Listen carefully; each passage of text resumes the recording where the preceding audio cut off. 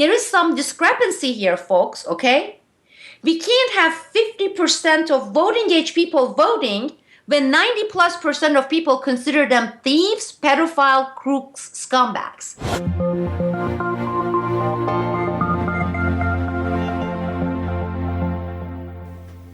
Welcome back, ladies and gentlemen. Welcome back to the Boiling Frogs Post Roundtable. I am your host, James Corbett of CorbettReport.com, and today we are joined, of course, as always, by the BFP founder and editor, Sibel Edmonds in Oregon. We are also joined today by Peter B. Collins in San Francisco, and we are also joined by Wayne Madsen of the Wayne Madsen Report, who I'm sure will be familiar to a lot of listeners and viewers out there, but if not, we will direct you to everyone's respective websites in a moment. First, let's talk about what we are going to be talking about today. For those who have not been following our coverage at BoilingFrogsPost.com about the Dennis Hastert scandal and the cover-up of that scandal, I highly suggest you take a look at the information that's been compiled so far at BoilingFrogsPost.com.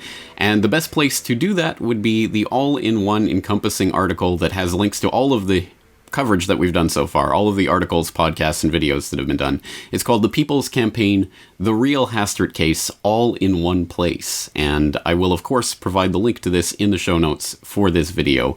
So wherever you're watching this on YouTube or Boiling Frogs Post or my website, the link will be there to this article so you can go and catch up on the Dennis Hastert case and what it entails.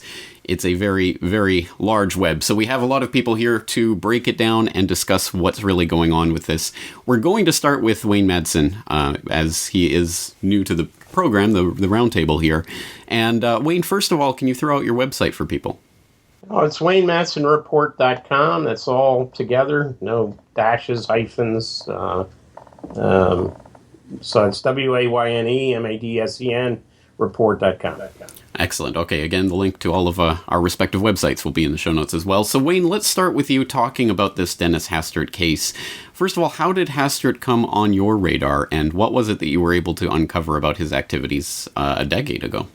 Well, there were two news streams going on at the time, not at the same time. The first was the Mark Foley scandal. Mark Foley was a Republican congressman from Florida, who resigned after it was discovered that he was engaging in illicit sexual activity with underage male pages in the House. That was not the only scandal. These scandals with House pages seem to have erupted about, give or take a few years, every 10 years. There was one at the end of the 1970s, early 80s. There was another one involving pages and midnight tours of the White House at the latter part of Reagan, the first part of the George H.W. Bush administration. And then we had this Foley scandal coming after that. So, Foley, it wasn't just Foley, because what was going on with Foley is they were covering up for Foley, and one of the cover-up people was the then Speaker, Dennis Hastert, and the Republican leadership. It included guys like New York Congressman Tom Reynolds and their senior staffers. And when Foley got caught, then there was all this, like, it was almost like musical chairs. They were shifting people around, chiefs of staff and senior staffers. And but finally, it caught up with Foley, and he resigned.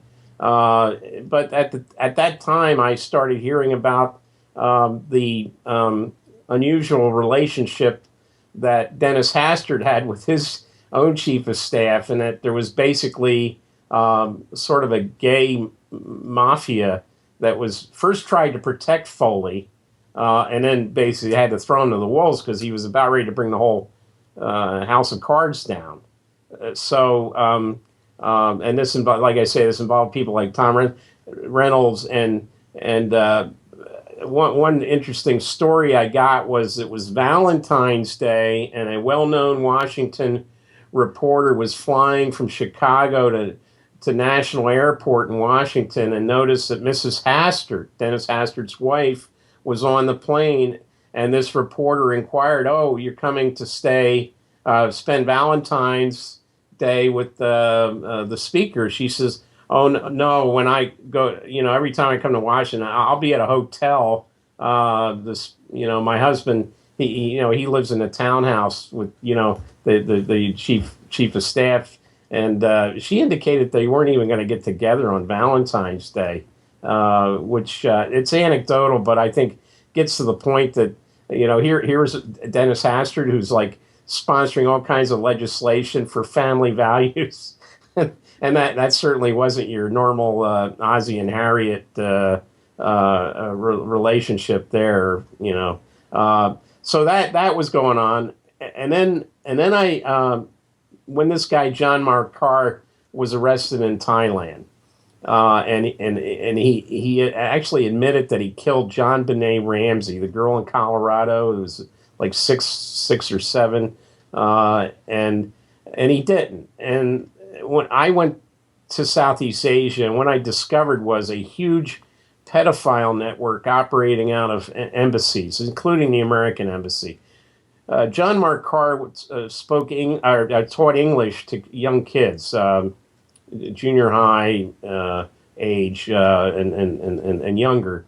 And what he was basically doing, and he got caught in a sting by the new military government in Thailand that overthrew the democratically elected prime minister. And the new prime minister was a general who was a Muslim from the South, and he actually had a mandate to crack down on pedophiles. So he put the word out, and the police nabbed John Mark Carr basically in a sting where he was trying to procure kids. So the question was, who's he procuring the kids for? Now, he had a penchant for young girls, but he was procuring these underage girls and boys for visiting VIPs at the American Embassy in Bangkok.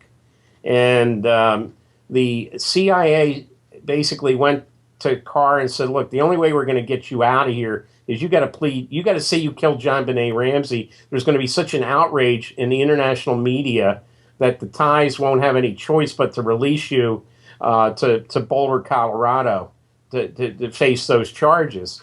If you recall, there was a photograph of John Mark Carr on the flying business class drinking a glass of champagne when he was supposed to be sort of under arrest, being taken back to the United States, and people thought that was outrageous. So he's flown to LAX. The state of Colorado sent an executive jet to pick him up. He goes to Boulder. The district attorney there, Mary Lacey, gets him and says, "Oh, you didn't kill John Benet Ramsey. We got to let you go."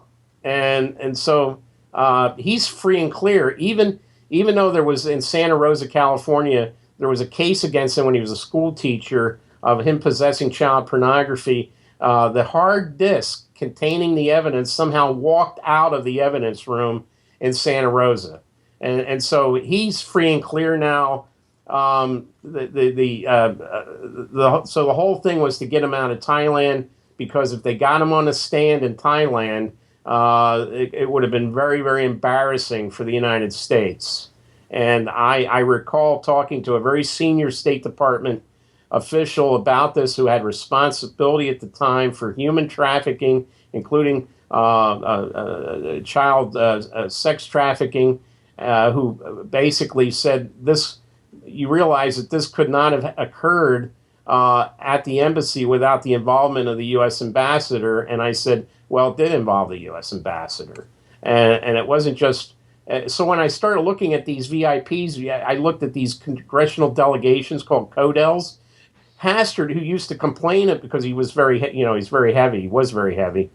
He complained about the 2-hour flight from National to Midway in Chicago. But he had no problems on several occasions getting on flights to Hanoi, Bangkok, and Yangon in Myanmar on these CODELs. He also went to Saipan on some of those, and that's, of course, a sweatshop that Tom DeLay and Jack Abramoff were involved with. And there was also trafficking of kids there to that U.S. territory, Northern Marianas. So you put the two together. And okay, and then when I go to Chicago, I start saying, well, what do we know about Hastert? What kind of guy is he? He's a Speaker of the House. And then I started hearing from knowledgeable people that when he was a wrestling coach at Yorkville High School back in the late 60s, he was basically let go because of kids coming back and saying there was improper touching going on and other things going on with him as a wrestling coach. And then some an opportunity opened in the Illinois House of Representatives where ex-coach Hastert, ex-teacher Hastert decides, because somebody died, some Republican died, they decide to run him for the House of Representatives in the state of Illinois. He wins,